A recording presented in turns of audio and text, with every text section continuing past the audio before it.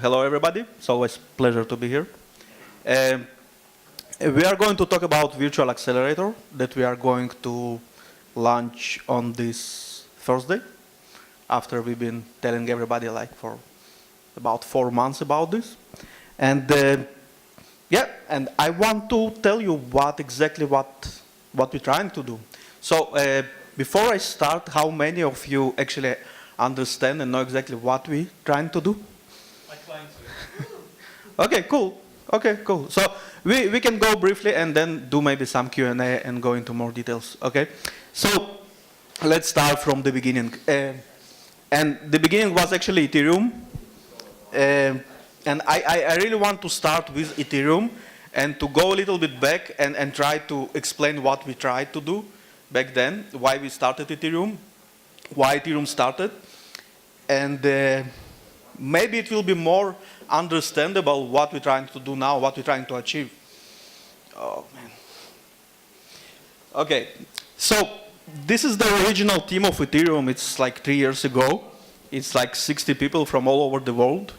I think you can take the light a little bit off, right? This light.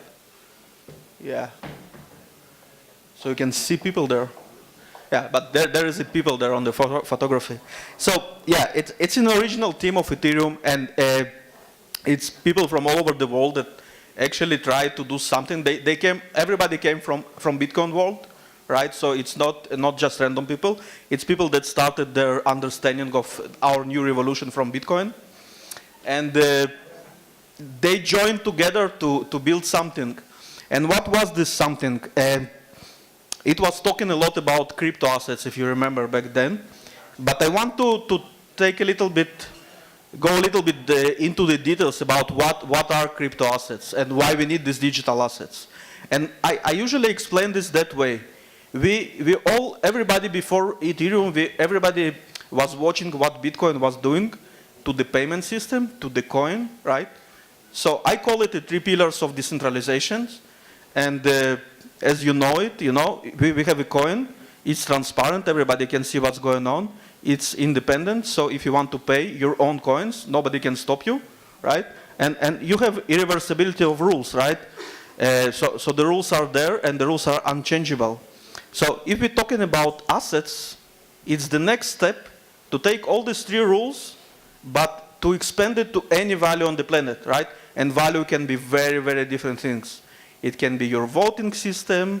It can be some contract that you're doing between people, any liability, right? And I really want to start with this to explain later why we're doing virtual accelerator, the way we're actually doing this. And I want to jump to what we was doing in Ethereum. Ether.camp is the company behind one of the implementation of Ethereum. We helped to make this network live. And once the network was live, you cannot see it, right? Something not good with the projector, but yeah. So once the network was live, we was looking to promote this idea of developing smart contracts and developing the crypto assets using the tools that we was providing. And we decided, okay, we want to show everybody how it's going to work. So let's invite developers to make an online hackathon. So we published a web page, and we did some web software to support this. And we actually have seen like 30 teams coming together and showing us, what they can do with this crypto Solidity language and crypto assets and on the new Ethereum network. And it was pretty cool to see it. We also did the voting system on the blockchain, so all the voting on the winners was also online. It was also using the same cryptography that we was using for Ethereum. And it was very, very cool experiment, and we study a lot. We study how actually, how this phenomena of innovation happens. If you was watching this, it was taking like 3 days. It was happening during 3 days. And we was watching people actually developing stuff and trying to promote themselves, trying to show why other people should vote to them. And we also suddenly have seen something very interesting. A real VC and real angel investors starting to come to us and saying, okay, guys, we really think these are cool ideas on your hackathon, how we can invest into them, right? So it was very surprising for us because we was just experimenting with our, development tools, but suddenly it started to be like a real economy, like real people with real money want to invest into startups, and they're asking us like, what is your contract with these teams that are in your hackathon? And we're like, no, there is no contract. We just want them to show what they want to do. And I'm sorry that you don't have better quality to see this page, but it actually looks better than on this screen. So we study, from this experiment, we study that we can take this a step forward, right? If we're talking about, digital assets, if you're talking about digital value, more than just coins, we can do it here. We can do it here directly. So this is how Virtual Accelerator actually started. We got this understanding that if we connecting the social networks effect, like, if you take a Facebook, you do a Facebook for hackathons, you do a Facebook for innovative projects, right? And you connect it to the smart contract, and you bring real investors or real people with real money that want to actually go into this project and support them. And you can connect them through the power of smart contracts, right? So we have independence between them. It can actually work, right? So this is like the preview for everything we're trying to do, right? This is the principle. And we have 3 principles that leading us to develop it forward, because we can develop this software with like 20 different ways, and we have more ideas how to develop this forward. But we need to remember what are the principles that actually leading us, and why it's something new, why it's something that nobody did yet, right? And what are the principles? The principles are actually, first one, show me something before asking for money, right? It's something that we don't see too much in today startup worlds. People like actually trying to get money with like presentation or a white paper. And we want people actually build some prototypes and show it before they're asking for funds. We want the people who put money into the startups to be in some kind of control, to be in control on what's going on with the startups. So if they see that the startup is not going very well in the good direction, they can actually have a vote or a voice on let's call it a board. It's not exactly the board, but they have some voice on the course of the ship, and in some radical cases they can even close the startup and take the money back, right? So we want them to be in some kind of control. And the third one is that we in ether.camp are not responsible on more than just providing the stage. So we want the bakers and the startups to get together, but it's up to them to make the business, right? We are going to provide the tools, but we don't. And we're trying to put ourselves away from this, right? So we really support this philosophy of decentralization. We don't want to be the middleman. And a lot of people say to us, you should take fees, you should co-invest, you should do different business models. And it all sounds reasonable. But one of the principles that we really care about is to make people to be P2P, more than computer. The computer is like more person to person, right? So these are 2-3 principles, and I will show you a little bit how it's going to look like. Oh, so we started the registration on July, and since then we got almost 2,000 people registered as hackers. So in some kind of way, they probably are going to participate. We got more than 400 ideas submitted. So they submit ideas of what they're actually going to show or develop. And we also set a first reward of a nice first reward for the first place in the hackathon, and I will show how the voting is going to be. So this is one part of this is the registration place. This is how it's going to be, right? So you're going to see people actually submitting their ideas, building the page for their startup, showing you what is going to be, like how this prototype is going to work, who is the team, what is the innovation here, right? It's going to be very transparent.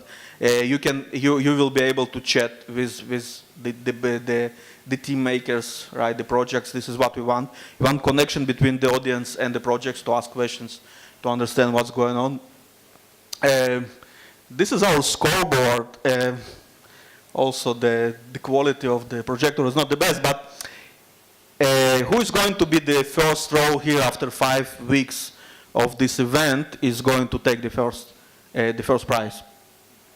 And to decide who is going to be on the first place, we invited very interesting people to be judges on the hackathon. But before I talking about them, I want to continue the philosophy of this thing and say we have two ways of estimating success of startups, right? So we want to understand, right? We want to evaluate how successful these startups can be. And we have two ways to understand this. First way, we call it evaluation by professionality, right? And this is why we invited all these interesting people, all these professionals to be judges on this hackathon. They are going to be able to vote on the blockchain by their identity. And we have like 30 very, very famous, very, like, let's say, very professional individuals from all different aspects of, of this industry, from academy and from entrepreneurships, from VCs. And they are going to give their vote, and they are going to decide who is going to take the first reward. But this is not all. The second system to evaluate the success of startups is going to be what we call the evaluation by free market, right? So each startup on some point of time on this competition, on this hackathon, can start their own token, can start their own tokenize actually their value and offer this to the wide public. And through this process, the public, the market, the open market is going to decide who are the best, right? So this is the second feature, the second cool feature, the second way of evaluating the success of startups. What is the structure? What are the rules? Very basic rules that all coded into the smart contracts, all managed by this blockchain.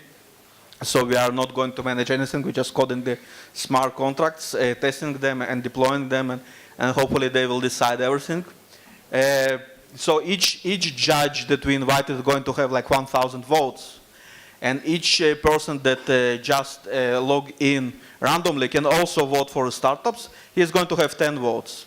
But if he is going to identify himself by Facebook or Twitter, he is going to have more votes. So this is how we want to protect for these different fake accounts attacks, right? So we want this voting to be real by excitement and not by buying votes. And hopefully this is going to protect us. This is the smart contract that's going to manage the token system. The token system of this startup, of each startup that decide to offer their tokens to the audience, right? We call it a DST. The DST is for the centralized startup team, right? So it's not managing the whole organization, but it's managing this process of seed funding, right? What's important to say about this DST that, first of all, it's tokenized the value. The people who are going to take these tokens on the hackathon, they're going to have preferred votes. So they can vote later how this money is going to be spent, or if they don't like this, they're going to reject the proposal to spend the money. And after the hackathon ends, you're actually going to have a slow process of starting to spend these funds. You're going to ask, like, if you are a CEO of the startup or an entrepreneur actually to running this, you're going to ask like for up to 20% in some moment.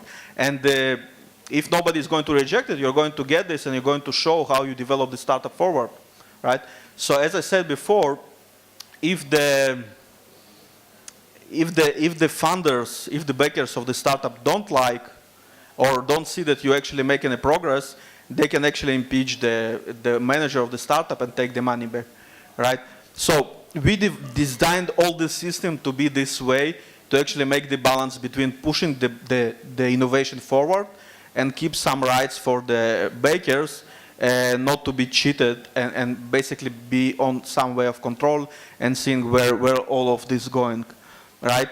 And I'm going briefly. There is some nuances, but I don't want to go too deep. If there are going to be questions, I maybe will elaborate a little bit more. We started Hacker Gold.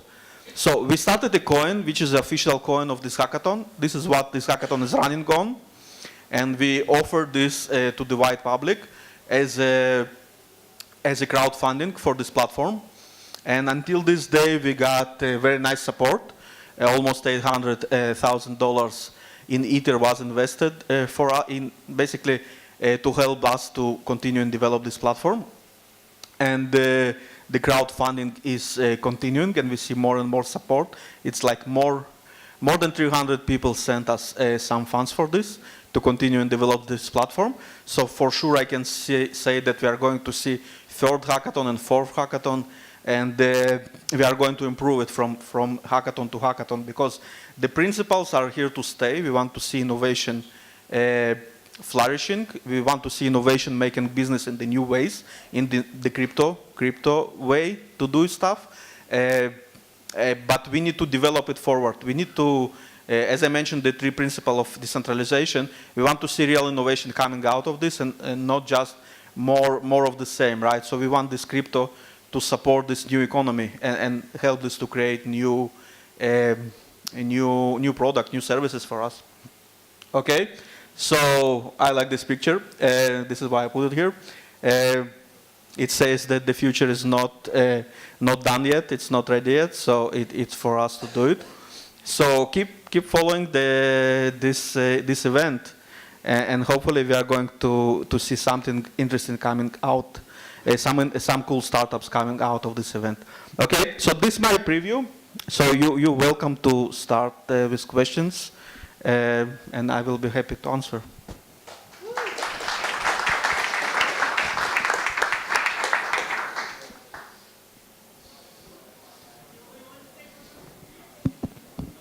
Yeah, please. Can you comment a bit on the projects that are currently going on? A lot of them. It's going to be. We need to repeat the question. Yeah, so the question was if I can comment on some projects or maybe mention some projects that are there.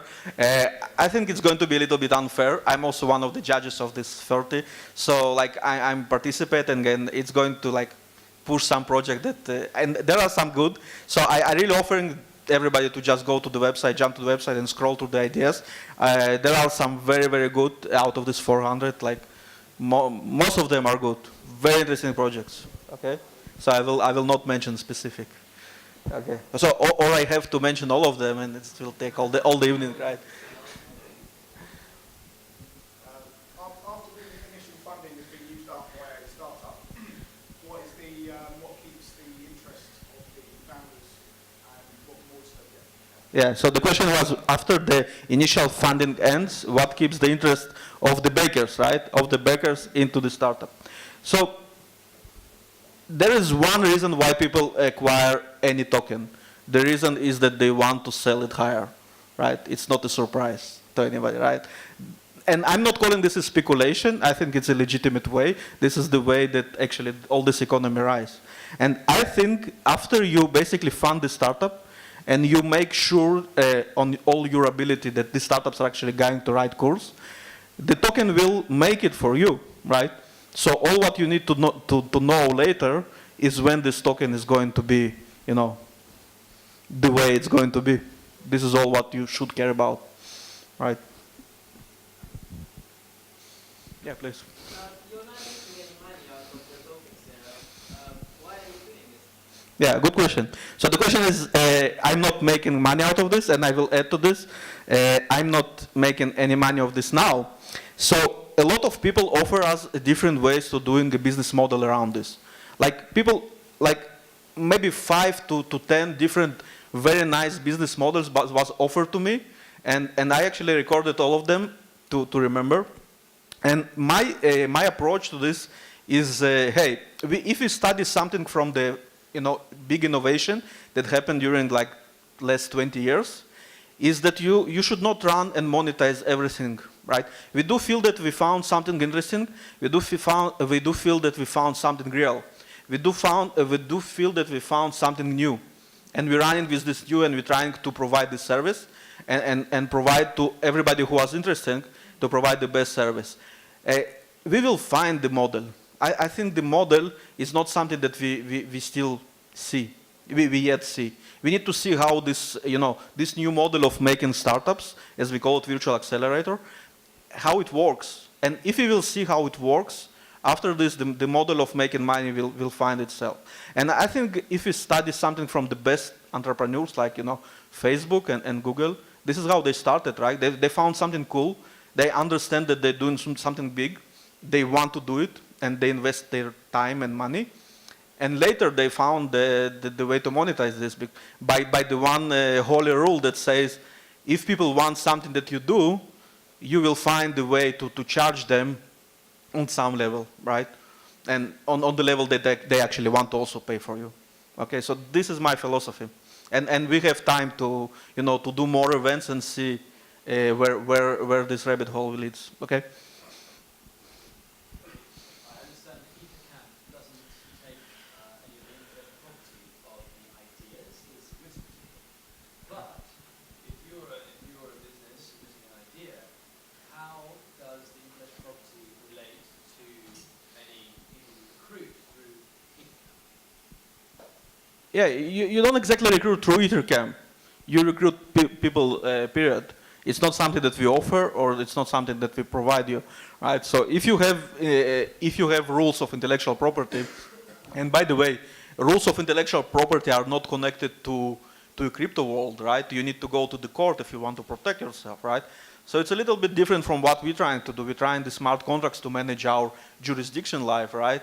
And not going to court. So I'm not saying that I'm against intellectual property, but this is beyond of what we're trying to protect you from, okay? So it's not my business, basically. This is the answer, okay?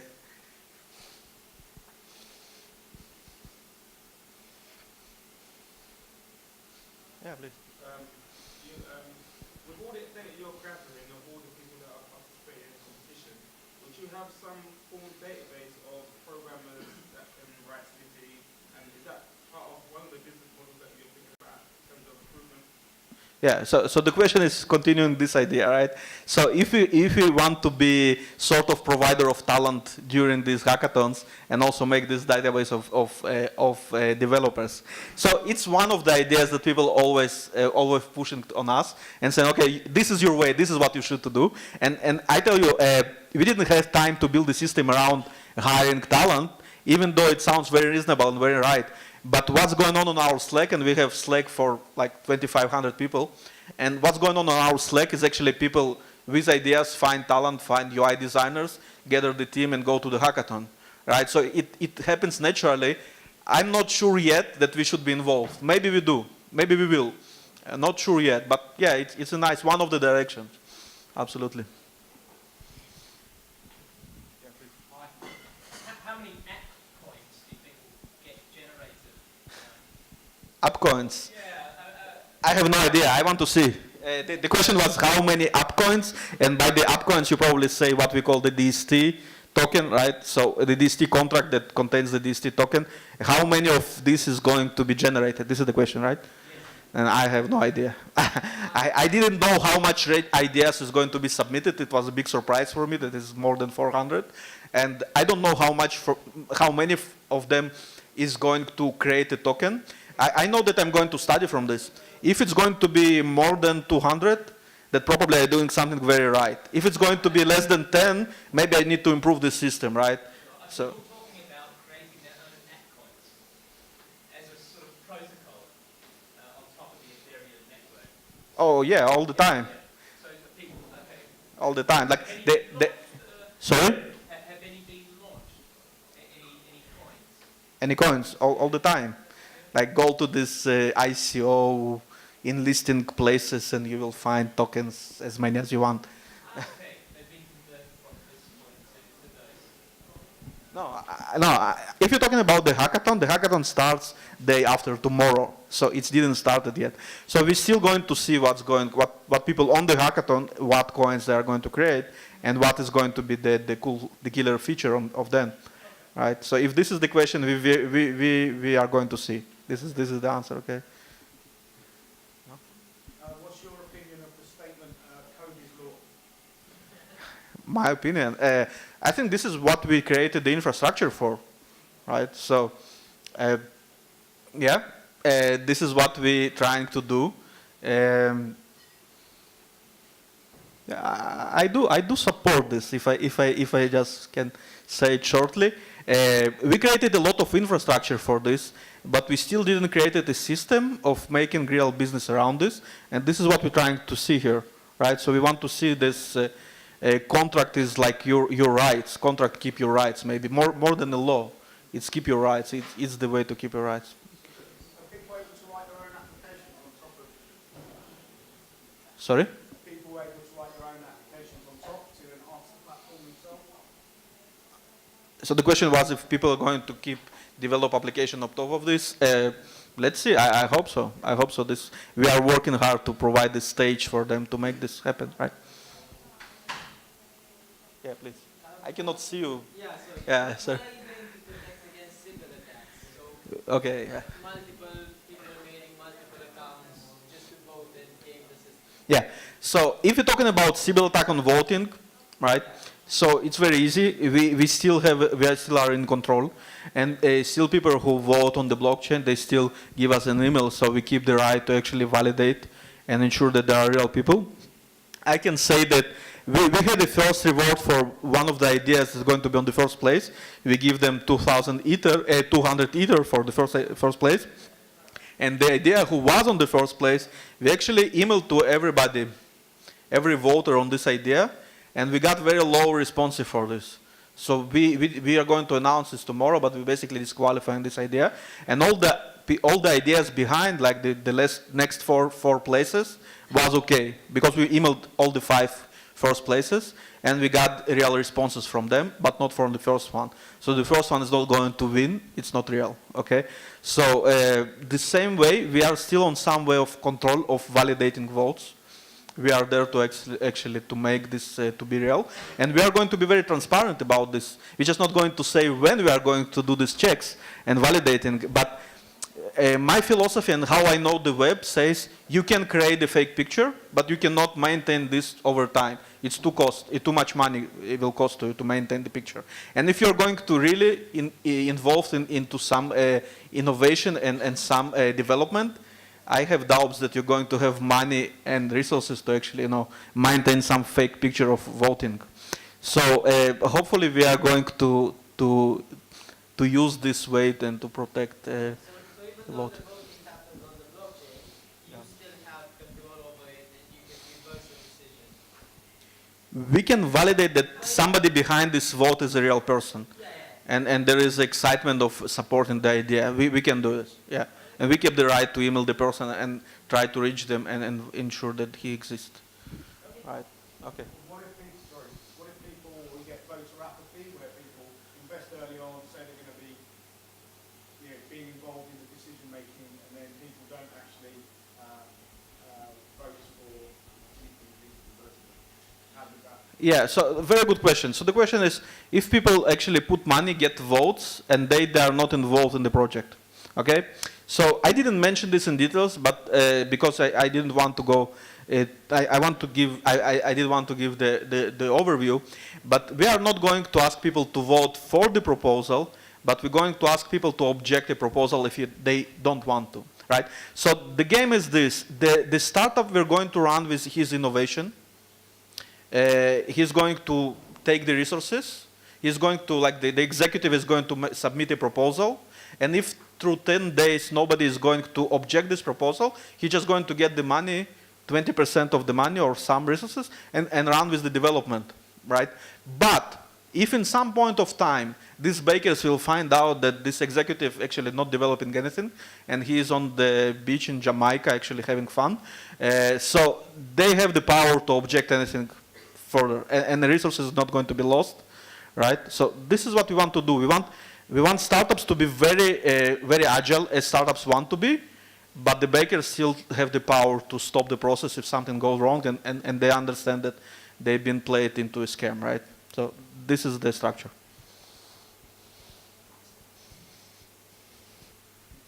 Do you want to follow up, like after this whole thing is over, do you want to follow up with the startups that connect them to the team, or is it So it happens naturally.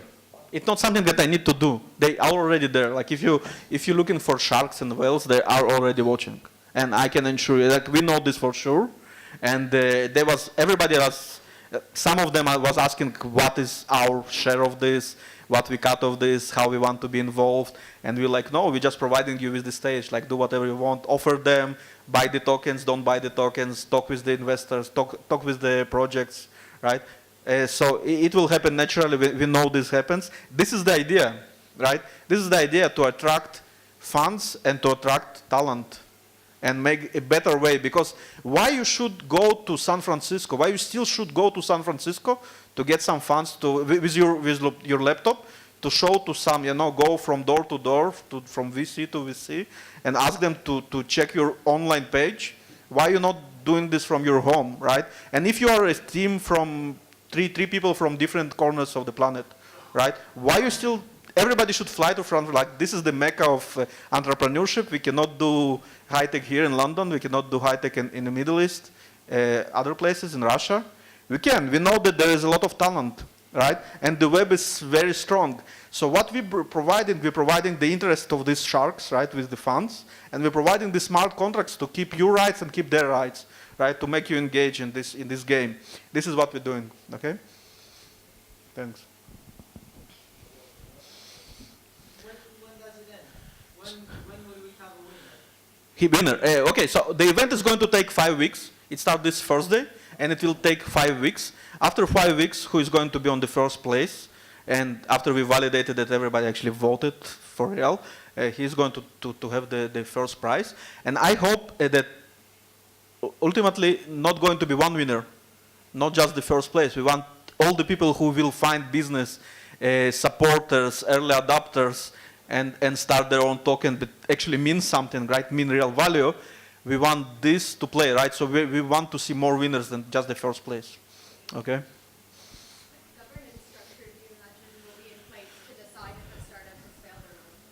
The government structure, yeah, governance of the DST. Yeah. So the question is, who is going to decide if the startup fails, and what is the governance of the smart contract that's going to decide, right? So, what is failure, right? We hope that the innovation of the startup and the progress of the startup will continue much after the hackathon ends, right? So the end of the hackathon is just the start for all the startups that have been on the stage and show what they can do, and hopefully found the funds for them. And then the bakers and the startups are engaged together with this DST contract, which helps one to continue and run with the progress, and on the second hand to see the bakers keep watching, right? So the only way to understand if the startup is succeed is later to see if they provide actually what they projected, what they promised to provide, right? So it's not on the hackathon to see that the startup succeed on failure. In the hackathon, I meant, you said if the founder is on the beach, I mean, what if the backer is just corrupt and they decide to hold their funds? But, I mean, what's preventing that? Well, it's still their money, right? So hopefully, like, I don't know, what is the interest of people to go into hackathon, to spend time to study different startups, then to get some votes, to give funds to the startups, and at what, later to actually pull out and what, to go away?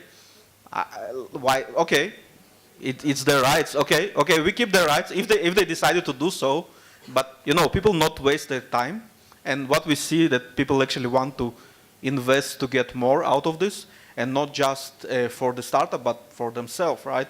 So if they will decide for some reason, people are reasonable in this way. They're not just throwing money to the fire, right? They are reasonable in some way on the free market. This is why it actually, you see more constructed buildings than collapsed buildings around you, right? So people actually building stuff, right? So let's see, and we believe that we provided the system strong enough to connect the real people together. Okay, if this answers. And we will see if it works. One last question, sorry. Yeah. So based on... Less from you. Yeah. So based on how it went so far, what are you thinking of changing we hope that ultimately we are going to have two events each year, and maybe more. So it's too early. We didn't start the event yet. We really are going to study. We're really going to study, and we're really going to improve. But we are not going to say upfront that we already study, right? We're going to study this. Okay, cool. All right. I think you've done, Roman. Thank you. Thank you guys.